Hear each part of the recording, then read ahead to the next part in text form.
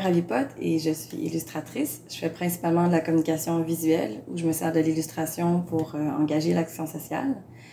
Puis à travers mes illustrations, bien en fait, moi je crois très fort au pouvoir des représentations. Fait que pour moi, mes illustrations, c'est une excuse pour donner une vitrine à la diversité des genres et des races. Je suis d'origine cambodgienne et chinoise, donc j'ai été grandement touchée par l'intensification du racisme anti-asiatique depuis le COVID-19. Puis, je me posais beaucoup de questions par rapport à mon travail et l'impact que je pouvais avoir envers ma communauté, précisément ma communauté racialisée. Puis, avant le COVID-19, je commençais à faire beaucoup de lectures pour, comment dire, un peu plus embrasser mon identité asiatique. Et je suis tombée sur 2 livres. Ce livre-là m'a convaincue de la pertinence de mon travail, de voir comment est-ce que l'illustration dans l'histoire a toujours été utilisée dans les campagnes politiques et autres pour faire la propagande, positive ou négative, pour convaincre les gens de certaines idées. Puis, par la suite, je suis tombée sur ce livre qui parle de l'ère du péril jaune où les premières propagandes anti-asiatiques utilisaient les illustrations.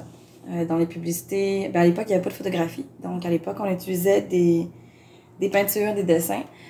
Puis c'est là que sont nées les premières représentations assez perverses de l'homme asiatique.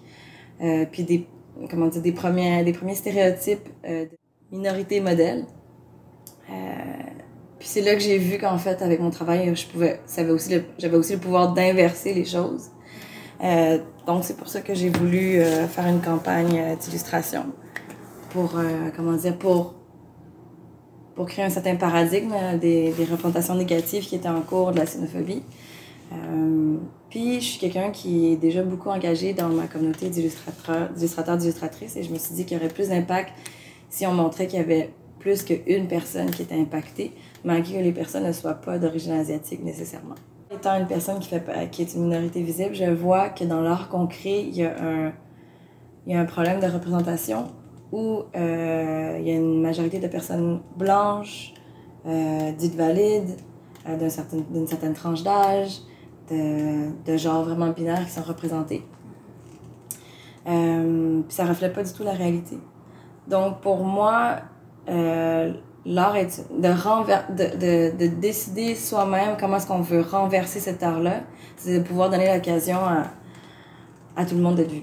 Et le racisme est un bon exemple du pourquoi on devrait travailler ensemble, parce que j'ai l'impression que dans l'imaginaire collectif, il y a cette idée que le racisme ne concerne que les personnes qui sont racialisées, donc des minorités visibles, mais en réalité, ça concerne tout le monde, parce que pendant que les personnes racialisées sont en train d'apprendre sur leur propre histoire, leur propre héritage, pour mieux comprendre leur position dans les schémas racistes, puis pour savoir comment survivre de cela.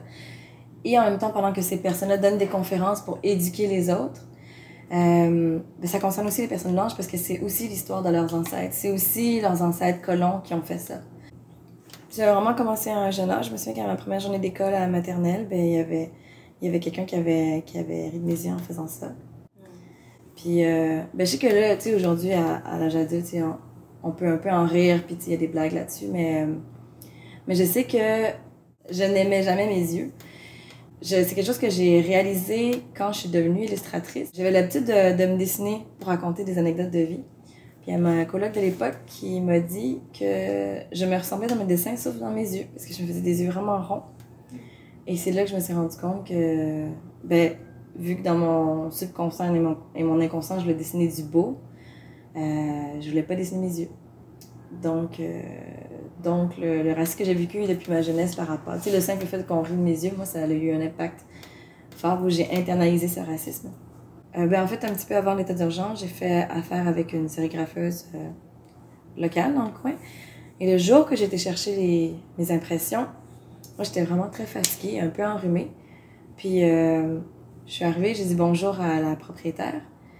Puis, elle m'a mis les mains face à moi en face de dédain, en guise de dédain, puis elle a fait « Est-ce que tu as coronavirus? » Puis c'est comme dur de le répéter, mais elle a fait une face de dédain puis de dire « Approche-toi pas de moi ». Ça m'a choquée parce que je pensais pas que je pouvais le vivre dans mon milieu de travail, parce que quand on est entrepreneur, indépendante, on choisit les gens avec qui on travaille. Même si c'est de la microagression, moi, ça m'a Moi, ça m'a fatiguée pendant 2 jours, j'ai pas été travailler. Parce que je trouve que des moments comme ça rappelle en fait les violences qui s'accumulent depuis notre jeunesse, puis que ça se transmet de génération en génération.